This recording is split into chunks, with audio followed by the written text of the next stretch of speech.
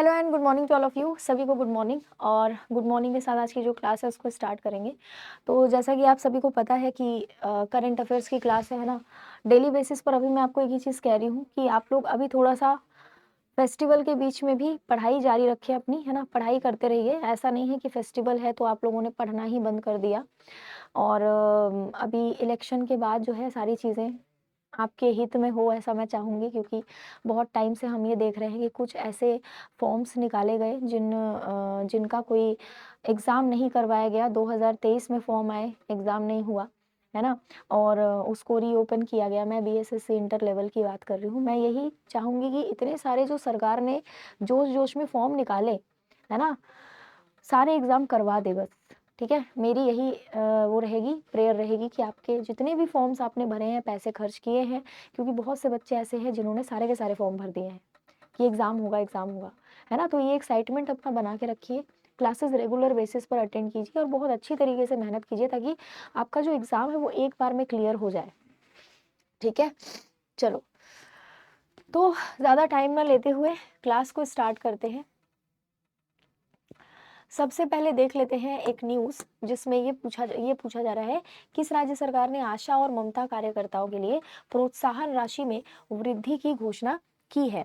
आशा और ममता कार्यकर्ता आप बहुत अच्छे से जानते होंगे, मेनली महिला सशक्तिकरण का एक बहुत अच्छा एग्जाम्पल है ये। तो किस राज्य सरकार ने आशा और ममता कार्यकर्ताओं के लिए प्रोत्साहन राशि में उल्लेखनीय वृद्धि की घोषणा की है? क्या आंसर होगा इसका? इसका आंसर हो जाएगा बिहार। बिहार की सरकार ने किया है क्या, या उत्तर प्रदेश की सरकार ने किया, बताओ। Which state government announced a substantial increase in incentive for Asha and Mamta workers?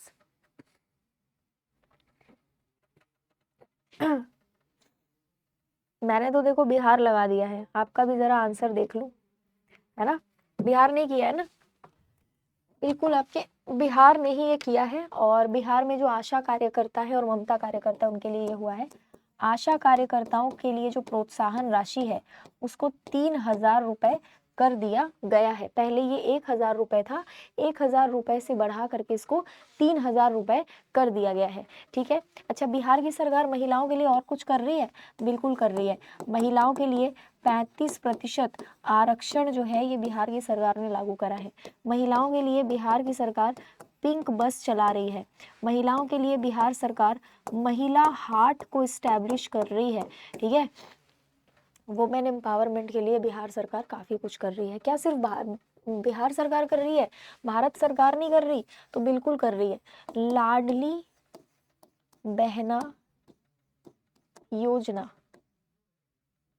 अरे सॉरी, ड्रोन दीदी योजना, सॉरी, ड्रोन दीदी योजना, ये जो योजना है ये भारत सरकार महिलाओं के लिए चला रही है। ठीक है, भारत सरकार महिलाओं के लिए चला रही है ताकि महिलाएं जो है वो ड्रोन्स चलाना सीखें और महिला सशक्तिकरण का एक प्रमाण मिले कि इंडिया में वुमेन एम्पावरमेंट को हम लोग किस तरीके से बढ़ावा दे रहे हैं। क्या और कोई राज्य महिलाओं के लिए कुछ कर रही है? तो बिल्कुल, मध्य प्रदेश एक योजना चला रही है जिस योजना का नाम है लाडली बहना योजना। ये मध्य प्रदेश की सरकार चला रही है। इसके तहत महिलाओं को हर महीने पैसे दिए जाते हैं। छत्तीसगढ़ की सरकार महतारी वंदन योजना चला रही है। महतारी वंदन योजना ये छत्तीसगढ़ की सरकार चला रही है महिलाओं को पैसा देने के लिए। सेम इस तरीके की एक योजना है जिसका नाम है मैया सम्मान योजना। ठीक है, मैया सम्मान योजना जो है ये झारखंड की सरकार चला रही है। झारखंड की सरकार के द्वारा मैया सम्मान योजना चलाया जा रहा है। यहाँ पर भी महिलाओं को जो है पैसे दिए जा रहे हैं। ठीक है, हाल ही में प्रलय नाम का एक मिसाइल डेवलप किया गया है। ये प्रलय मिसाइल किसने डेवलप किया है, किसके द्वारा डेवलप किया गया है, किसके द्वारा विकसित किया गया है? मुझे फटाफट इसका आंसर दो, है ना।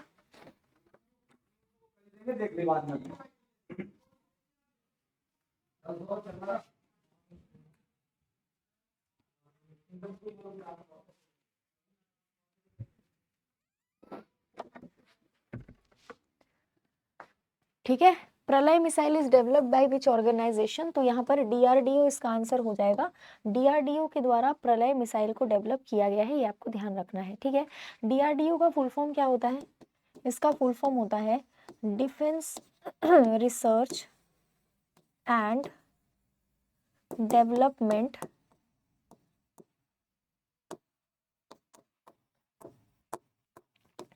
ऑर्गेनाइजेशन, ठीक है।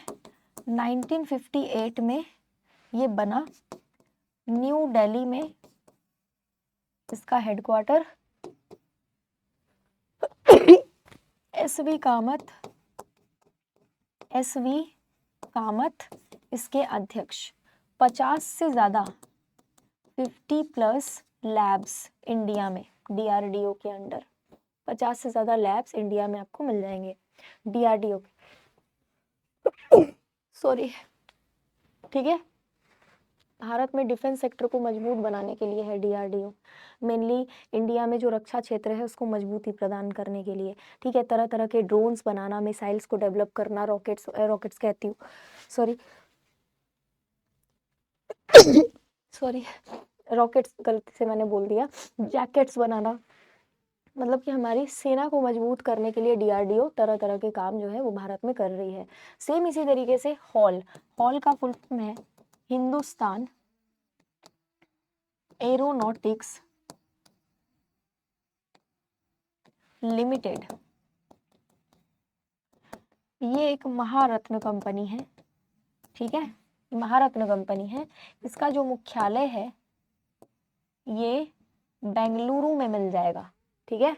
इसका जो मुख्यालय है ये कहाँ पर मिल जाएगा? ये आपको बेंगलुरु में मिल जाएगा, ठीक है। समझ गए? हिंदुस्तान एरोनॉटिक्स लिमिटेड इसका फुल फॉर्म होता है, महारत्न कंपनी है, ध्यान रखना। अच्छा हेलीकॉप्टर वगैरह जो फॉर्म होता है, हेलीकॉप्टर वगैरह जो बनता है ना, हेलीकॉप्टर वगैरह के पार्ट्स वगैरह उसको लेकर के काम करती है, ठीक है। चलो नेक्स्ट देखो, एक न्यूज़, इसमें कहा जा रहा है कि 2036 के ओलंपिक की मेज़बानी के लिए भारत ने और कतर ने दोनों ने ही कॉम्पीट किया है। मतलब कि देखो, जब भी ओलंपिक का गेम होता है या कॉमनवेल्थ का गेम होता है ना, तो इसके लिए अलग अलग देश जो है वो दावेदारी पेश करते हैं, कि हम भाई इस गेम को करवाना चाहते हैं, ठीक है। तो यहाँ पर अगर आप देखोगे तो 2024 में पेरिस में ओलंपिक हुआ, 2028 के लिए भारत ने क्यों नहीं बोला? क्योंकि पहले से पता है कि अमेरिका में होने वाला है, अमेरिका के लॉस एंजलिस में होने वाला है। 2032 के लिए क्यों नहीं भारत ने बोला? क्योंकि पहले से पता है कि ऑस्ट्रेलिया में होने वाला है। 2036 के लिए क्यों बोला? क्योंकि अभी भी क्वेश्चन मार्क लगा हुआ है कि कौन करवाएगा। इंडिया में आज तक ओलंपिक नहीं हुआ है, तो अब क्यों? अब इसलिए क्योंकि अब तक इंडिया के पास इतना ज़्यादा सामर्थ्य नहीं था, इतनी कैपेबिलिटी नहीं थी, है ना। खर्चा बहुत ज़्यादा लगता है, बड़े बड़े स्टेडियम्स चाहिए होते, लेकिन अब फाइनली इंडिया इतना सशक्त, इतना मजबूत हो चुका है कि हम लोग ओलंपिक करवा सकते हैं। तो अब हम लोग दावेदारी पेश कर रहे हैं। सेम इस तरीके से इंडिया ने बोला है कि 2030 में जो कॉमनवेल्थ गेम है, कॉमनवेल्थ गेम, वो इंडिया 2030 में करवाना चाहता है। तो हो सकता है 2030 का कॉमनवेल्थ गेम भारत में हो, ठीक है। क्या भारत में इससे पहले कॉमनवेल्थ हुआ है? हाँ बिल्कुल, 2010 में भारत में कॉमनवेल्थ गेम्स का आयोजन हो चुका है। कहाँ पर हुआ है? ये दिल्ली में हुआ था।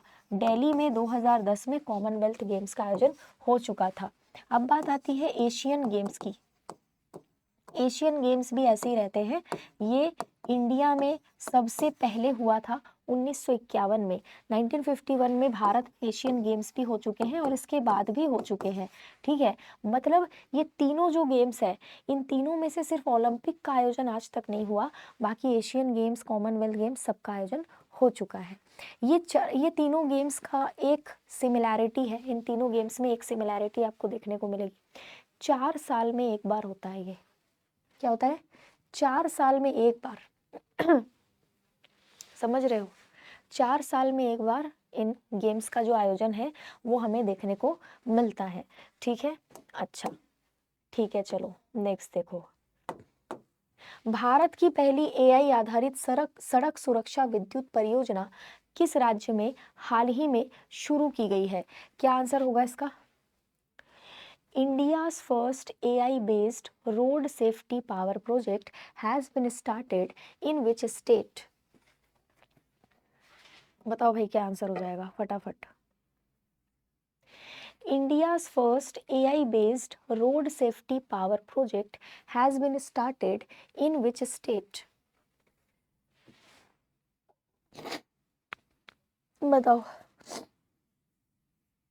इसका आंसर है option number A Uttar Pradesh. Option number A Uttar Pradesh इसका आंसर हो जाएगा। ठीक है, भारत की पहली एआई आधारित सड़क सुरक्षा विद्युत परियोजना जो है ये उत्तर प्रदेश में हाल ही में स्टार्ट करी गई है। अच्छा, एआई आधारित यानी कि आर्टिफिशियल इंटेलिजेंस आधारित, जिसके जनक हमेशा बताया मैंने जॉन मकार्थी हैं। आर्टिफिशियल इंटेलिजेंस का मतलब क्या होता है? इसका मतलब होता है कृत्रिम बुद्धिमत्ता, यानी कि मशीन्स में इंसानों जैसा दिमाग डालना। आर्टिफिशियल इंटेलिजेंस, जैसे रोबोट्स को देख लो आप, रोबोट्स हर वो काम कर सकते हैं जो इंसान कर सकता है। कैसे? उसमें क्या बुद्धि है? नहीं, उसमें आर्टिफिशियल बुद्धि है, आर्टिफिशियल इंटेलिजेंस है उसमें रियल वाली बुद्धि नहीं है, उसमें आर्टिफिशियल इंटेलिजेंस है। इस वजह से रोबोट्स जो है वो सारे काम कर सकते हैं जो इंसान कर सकते हैं। ठीक है, तरह तरह की मशीनें जो कि इंसानों से भी ज़्यादा तेजी से कैलकुलेशन कर सकती है। कैसे कर सकती है? बनाया किसने? हमने ही तो बनाया। तो इंटेलिजेंस तो उसमें है, लेकिन इंसानों जैसा जो इंटेलिजेंस है वो है उसमें, पर आर्टिफिशियल है। आर्टिफिशियल, वो रियल इंटेलिजेंस नहीं है। ठीक है, तो ध्यान रखोगे। उत्तर प्रदेश में इस साल चर्चा में क्या रहा? इस साल चर्चा में रहा प्रयागराज का महाकुंभ मेला। ठीक है, महाकुंभ मेला, जिसमें 60 करोड़ से ज़्यादा जनता पहुंची थी। अच्छा, तुम्हें ये भी बता दूं कि ये जो क्लास चल रही है ना अभी दिवाली के बीच में, इसमें हम लोग पिछले 6 महीने 1 साल के करंट अफेयर्स को रिवीजन कर रहे हैं। इसलिए तुम्हें ऐसा लग रहा होगा कि ये क्वेश्चन हम पहले कर चुके हैं। इसमें तुमको रिविजन करना है। इसमें तुम्हें क्या करना है? रिविजन करना है। ठीक है, इसमें तुम्हें ये नहीं है कि सॉरी, इसमें ये नहीं है कि कुछ हम नया पढ़ रहे हैं, इसमें हम मेनली रिविजन कर रहे हैं। ठीक है, समझ गए? तो ध्यान रखना इसको, है ना। उत्तर प्रदेश इसका आंसर हो जाएगा। चलो भाई बढ़ते हैं। अच्छा, उत्तर प्रदेश की सरकार ने एक और चीज करी है। जो टीचर्स है ना, मैंने शायद पहले भी बताया होगा, टीचर्स के लिए कैशलेस ट्रीटमेंट की सुविधा दी है। टीचर्स के लिए कैशलेस ट्रीटमेंट की सुविधा। ठीक है, Where is the newly discovered Harappan site रतारिया दी ढेरी located? बताओ क्या आंसर होगा इसका, लगाओ फटाफट। Where is the newly discovered Harappan site रतादिया ढेरी located? क्या आंसर है इसका, लगाओ। Option number D Rajasthan. ठीक है, option number D Rajasthan. Rajasthan में जो जैसलमेर नाम की जगह है, जैसलमेर, ठीक है, जैसलमेर नाम की जगह है, वो इसका आंसर हो जाएगा। अच्छा, अगर हम हड़प्पा की बात करें, है ना, अगर हम हड़प्पा के साइट्स की बात करें तो इसका मतलब है इंडस वैली साइट की बात हो रही है, सिंधु घाटी सभ्यता के स्थलों की बात हो रही है। कितने स्थलों के नाम आपको याद है? लिखना जरा, मैं भी लिख रही हूँ, आप भी लिखो। मोहनजोदड़ो, इंडिया पाकिस्तान दोनों को मिलाकर लिखना। ठीक है, चान हुदड़ो, है ना, हड़प्पा, कालीबंगा, लोथल, धोलावीरा, मांडा, रोपड़, दायमाबाद, सूतका, गेंडोर, सुर कोटदा, ठीक है, बनावली, ये सारे के सारे जो सिंधु घाटी सभ्यता स्थल है ये इंडिया पाकिस्तान में आपको मिल जाएंगे। एक और है आलमगीरपुर, आलमगीरपुर, ठीक है। ये सारे के सारे जो साइट्स हैं, राखी गढ़ी, बहुत इंपॉर्टेंट साइट, राखी गढ़ी बहुत इंपॉर्टेंट साइट, ये साइट भी आपको मिल जाएगी। ये सब सिंधु घाटी सभ्यता स्थल हैं सारे के सारे, ठीक है। इंडस वैली सिविलाइजेशन साइट्स है ना। चलो नेक्स्ट देखो। अच्छा फटाफट एक और चीज देख लो, यहाँ पर बैच की बात कर लेते हैं। देखो अभी जो मद्य निषेध की वैकेंसी आई है ना, 12वीं स्तर की वैकेंसी है ये, ठीक है। और जो एसआई की वैकेंसी है ये ग्रेजुएशन लेवल की वैकेंसी है। दोनों के लिए क्लासेस यूट्यूब पर तो चल रही हैं, फ्री क्लासेस भी अवेलेबल है, ठीक है। मतलब यूट्यूब पर बैचेस भी अवेलेबल हैं आपके ऐप पर, जिसमें थ्योरी पढ़ाया जा रहा है। तो जिनका बेसिक्स कमज़ोर है, जिन्होंने थ्योरी कवर नहीं करा है, वो लोग थोड़ा सा ध्यान देंगे, वो लोग थोड़ा सा क्या कहते हैं अपना थ्योरी को मजबूत करेंगे पहले, उसके बाद ही एमसीक्यू लगाएंगे। बैच लेकर के आप आराम से तैयारी कर सकते हो। 499 में मद्य निषेध का और 799 में एसआई का बैच आपके लिए अवेलेबल है। एआई इम्पैक्ट समिट 2025 का जो आयोजन है ये कौन से देश में हुआ है या फिर होने वाला है? Which country will host the AI Impact Summit 2025?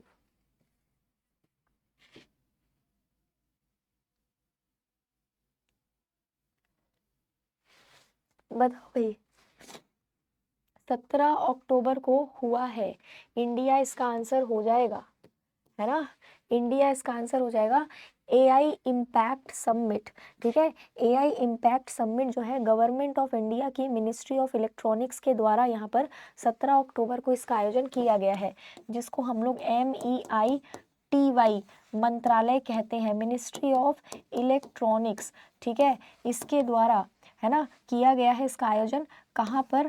तो उत्तराखंड में। कहाँ पर? उत्तराखंड में इसका आयोजन जो है हाल ही में देखने को मिला है। उत्तराखंड में और क्या क्या चीजें देखी हमने? तो 36वां उत्तराखंड में हमने देखा जो नेशनल गेम्स का आयोजन हुआ हाल फिलहाल में, नेशनल गेम्स, इसका आयोजन उत्तराखंड में हुआ। यूनिफॉर्म सिविल कोड उत्तराखंड में लागू हुआ है। उत्तराखंड में तुमको जिम कॉर्बेट टाइगर रिजर्व मिल जाएगा, यहाँ पर राजा जी टाइगर रिजर्व भी मिल जाएगा, यहाँ पर valley of flower national park, valley of flower national park भी मिल जाएगा। ये सारी की सारी चीज़ें आपको उत्तराखंड में मिलेंगी। कोई ज़माना था जब उत्तराखंड उत्तर प्रदेश का हिस्सा हुआ करता था, ठीक है। उत्तर प्रदेश से अलग हो चुका है ना। यूपी का हिस्सा था उत्तराखंड, समझ गए। तो ये ध्यान रखना, अब उत्तर प्रदेश से अलग हो चुका है उत्तराखंड, ये ध्यान रखोगे। उत्तराखंड में लिपू लेख नाम का दर्रा है, और मना नाम का दर्रा है, और नीति नाम का दर्रा है। मना, नीति, लिपू लेख, ये 3 दर्रे आपको उत्तराखंड में मिल जाएंगे, ठीक है, जिसके बारे में एग्जाम में सवाल आ चुका है। मना, नीति, लिपू लेख, ये तीनों जो पासेस है ये आपको उत्तराखंड में मिल जाएंगे, ये थोड़ा सा ध्यान रखेंगे। नेक्स्ट देखो, IMF के अनुसार 2025-26 में भारत की आर्थिक विकास दर कितनी रहने वाली है? IMF के अनुसार बताओ भाई। What will be the economic growth rate of India in 2025 to 26 according to IMF? कितना होना है? Option number C 6.6%। 6.6% जो है इकोनॉमिक ग्रोथ रेट इंडिया की रहने वाली है 2026 में IMF के अनुसार। IMF का फुल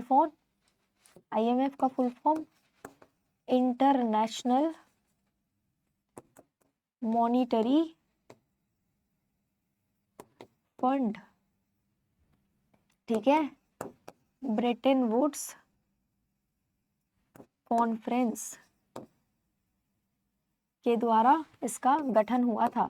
1944 में हुआ था ब्रेटन वुड्स कॉन्फ्रेंस, ठीक है। इंटरनेशनल मॉनेटरी फंड यानी कि IMF। अच्छा, IMF का जो हेडक्वार्टर है कहाँ पर है ये? Washington DC। क्या करता है ये? लोन वगैरह देता है, अलग अलग कंट्रीज को लोन देने का काम करता है। किसी भी कंट्री में अगर किसी चीज़ को कोई भी डेवलपमेंट करना है, किसी तरह की चीज़ का डेवलपमेंट करना है, विकास करना है, तो ऐसे केस में IMF जो है वो क्या करता है? वो लोन वगैरह देता है। समझ गए? ठीक है, तो ये ध्यान रखना थोड़ा सा, है ना। चलो, अच्छा, वर्ल्ड बैंक भी ग्रोथ रेट बताया है। वर्ल्ड बैंक ने भी ग्रोथ रेट बताया, मैंने पढ़ाया था, मुझे याद है कुछ समय पहले ही। वर्ल्ड बैंक ने इंडिया का जो ग्रोथ रेट है वो कितना बताया है? बताओ तो, मैंने बताया था, मुझे याद है। वर्ल्ड बैंक ने जो ग्रोथ रेट है वो बता रखा है, कितना बताया है मुझे बताओ जरा, क्या आंसर होगा इसका?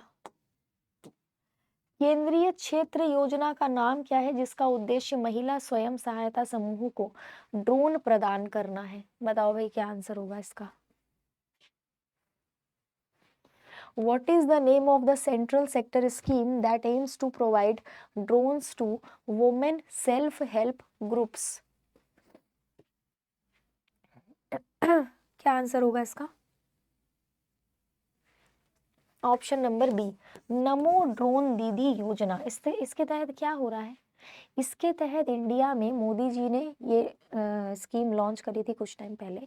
इसके तहत पूरे भारत में महिलाओं को, जो महिलाएं ड्रोन चलाना सीखना चाहती हैं, उन महिलाओं को यहाँ पर महिला सशक्तिकरण के लिए ड्रोन दिया जा रहा है ताकि वो ड्रोन चलाना सीखे। आजकल के टाइम पे ड्रोन का बहुत इस्तेमाल होता है, हर एक सेक्टर में, हर एक फील्ड में ड्रोन का काफ़ी ज़्यादा अच्छा उपयोग होता है और ड्रोन्स को चलाना सीखना सभी के लिए बहुत ज़्यादा ज़रूरी है। तो महिला सशक्तिकरण को आप देखोगे, महिला वुमेन एम्पावरमेंट को देखोगे, तो इसमें बहुत सारी चीज़ें हैं जिसमें सरकार को भी इंटरवीन करना पड़ता है, सरकार को भी कुछ ना कुछ ऐसी योजनाएं लानी पड़ती है जिससे महिला सशक्तिकरण भारत में हो सके।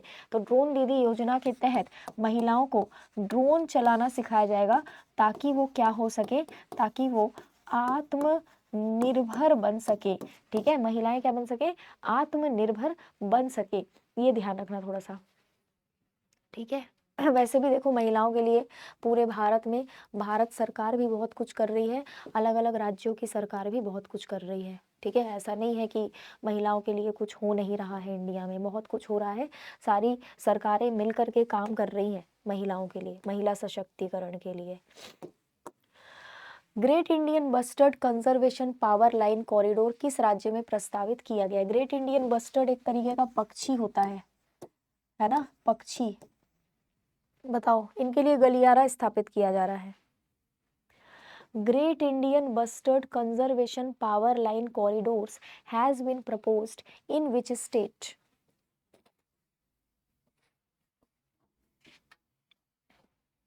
ग्रेट इंडियन बस्टर्ड नाम की पक्षी का पता है क्या इशू है?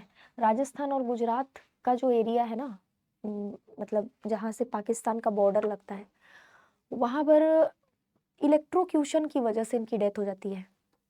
ऐसे वायर्स से जाके टकरा जाती हैं जिनमें करंट है, ठीक है। और कई बार ऐसे इनकी मौतें देखी गई है। और भी काफ़ी सारी चीज़ों को देखते हुए ये धीरे धीरे विलुप्त होती चली जा रही हैं। ये ऐसी पक्षियां हैं जिनका कंजर्वेशन बहुत ज़्यादा ज़रूरी है, संरक्षण ज़रूरी है, ये धीरे धीरे विलुप्त होती चली जा रही है।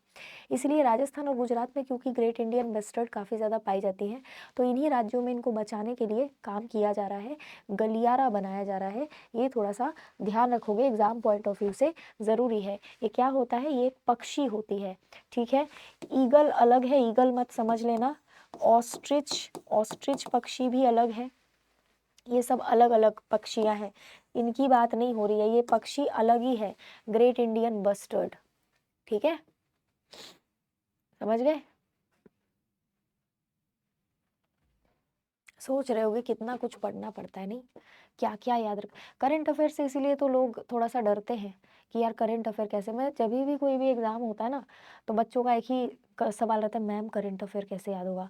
वो ये नहीं पूछता हिस्ट्री कैसे होगा, वो ये नहीं पूछता ज्योग्राफी कैसे होगा, पॉलिटी कैसे होगा, क्योंकि उनको पता है हिस्ट्री ज्योग्राफी पॉलिटी जो है वो लिमिटेड है, पता है कितना पढ़ना है ना। हिस्ट्री बदल नहीं जाएगा, ज्योग्राफी में कुछ बदलाव नहीं हो जाएगा, हाँ होता है, वो भी करंट अफेयर में पढ़ना पड़ता है जो भी बदलाव होते हैं, लेकिन करंट अफेयर एक ऐसा सब्जेक्ट है जिसमें सब पढ़ना पड़ता है, हिस्ट्री भी, ज्योग्राफी भी, पॉलिटी भी, सब कुछ इसमें इंक्लूडेड रहता है, इकोनॉमिक्स भी। अभी जो तुम ग्रोथ रेट पढ़ रहे थे वो इकोनॉमिक्स ही तो था, सब कुछ पढ़ना पड़ता है। तो इससे इस सब्जेक्ट से बच्चे थोड़ा सा घबराते हैं, देखो इसीलिए मैं बीच बीच में तुम लोग को ना रिवीजन करवाती रहती हूँ, ताकि तुम लोग की जो घबराहट है वो अंदर से निकले। कैसे निकलेगी, तुमको समझ में आ जाएगा कि ये जो क्वेश्चंस है ये हमसे कितना बन रहा है। आंसर्स लगाओगे तो तुम्हें समझ आएगा कि ये सवाल तुमसे बन रहे हैं कि नहीं बन रहे हैं, समझ आई। तो ये चीज़ें हैं, ज़रूरी है कि आप लोग थोड़ा बेहतर तरीके से यहाँ पर जो है चीज़ें करो, है ना, समझ गए, ठीक है।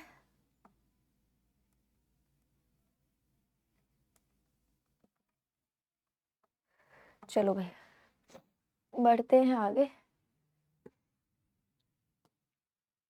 Lok Sabha approve the extension of president's rule in which state, हाल ही में लोकसभा ने प्रेसिडेंट्स रूल को एक्सटेंड कर दिया है, ठीक है ना, हाल ही में प्रेसिडेंट्स रूल को एक्सटेंड करा है लोकसभा ने, अप्रूव करा है एक्सटेंशन को। देखो प्रेसिडेंट्स रूल अगर कहीं पर भी लगाया जाता है ना तो वो बहुत ज़्यादा ऐसा नहीं है कि आप अनंत काल तक लगा दोगे, बीच बीच में उसको बढ़ाना पड़ता है, अनंत काल के लिए आप नहीं लगा सकते हो, 6-6 महीने के लिए बढ़ाना पड़ता है, जैसे जैसी जैसी स्थिति होती है उस हिसाब से यहाँ पर प्रेसिडेंट्स रूल बढ़ता जाता है। तो यहाँ पर अगर आप देखोगे तो मणिपुर में अभी अभी प्रेसिडेंट्स रूल ऑप्शन में ही नहीं है, मणिपुर में हाल ही में प्रेसिडेंट्स रूल को बढ़ाया गया है। मणिपुर में एन बीरेन सिंह जो वहाँ के क्या थे, जो वहाँ के चीफ मिनिस्टर थे, उन्होंने रिजाइन कर दिया था, स्थिति नहीं सुधर रही थी ना, क्या करते, रिजाइन कर दिया था। तो अजय भल्ला जो वहाँ के गवर्नर हैं, अजय भल्ला जो वहाँ के गवर्नर हैं, उनके हाथ में अब सारा का सारा पावर है, सेंटर कंट्रोल कर रहा है अब मणिपुर को पूरी तरीके से। मणिपुर में जो हिंसा हुई उसको वहाँ की सरकार संभाल नहीं पाई, ख़त्म नहीं कर पाई, अभी भी वहाँ पर इश्यूज है ही, ठीक है, पूरी तरीके से चीज़ें सॉल्व नहीं हो पाई हैं। तो ये सारी चीज़ें हैं, ठीक है, तो ध्यान रखना मणिपुर के गवर्नर का नाम भी एग्जाम में पूछा जा सकता है। चलो नेक्स्ट देखो, NISAR satellite has been successfully launched from which place, NISAR satellite को हाल ही में कहाँ से लॉन्च किया गया है, फटाफट बताओ क्या आंसर होगा इसका। NISAR satellite has been successfully launched from which place recently, बताओ भाई क्या आंसर होगा। इंडिया में सतीश धवन स्पेस सेंटर है, देखना कहाँ पर है, श्रीहरिकोटा में, क्या है, सतीश धवन स्पेस सेंटर, ठीक है, श्रीहरिकोटा कहाँ पर पड़ता है, आंध्र प्रदेश, है ना, आंध्र प्रदेश में पड़ता है श्रीहरिकोटा, और यहीं से निसार सैटेलाइट जो है उसको लॉन्च किया गया था, ठीक है, क्या समझ गए। तो काफी सारे क्वेश्चंस जो है वो हमने कवर किए हैं, है ना,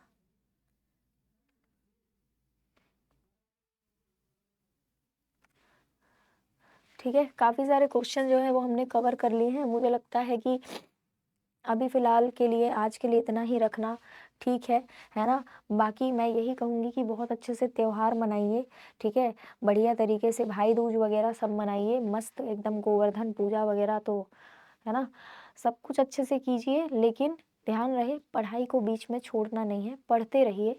बीच बीच में जो है आप लोग पढ़ाई को अगर छोड़ देंगे तो फिर कंटिन्यूटी ब्रेक होती है, और कंटिन्यूटी ब्रेक होगी तो फिर दिक्कत आएगी, कंटिन्यूटी ब्रेक हुई तो दिक्कत आएगी, ठीक है, इसीलिए कंटिन्यूटी मत टूटने दीजिए, है ना, यही कहूँगी मैं आपसे, ठीक है। चलिए, तो काफ़ी सारे क्वेश्चंस आज हमने डिस्कस कर लिए हैं। कोई भी डाउट रहेगा, कन्फ्यूजन होगा तो वो पूछ लेना। और बैच वगैरह जो है वो भी आप लोग आराम से ले सकते हैं, बैच लेकर के आप थ्योरी पढ़ सकते हैं, ठीक है। और बढ़िया तरीके से बिल्कुल अपनी प्रिपरेशन को मजबूत रखिए और शानदार तरीके से तैयारी कीजिए। दिवाली ख़त्म हो रही है, फिर भी आप सभी को हैप्पी दिवाली। इसके बाद हिंदुओं के सारे पर्व ख़त्म और अब आपको चीज़ें अपने हिसाब से करनी है, ठीक है। चलिए, थैंक यू सो मच।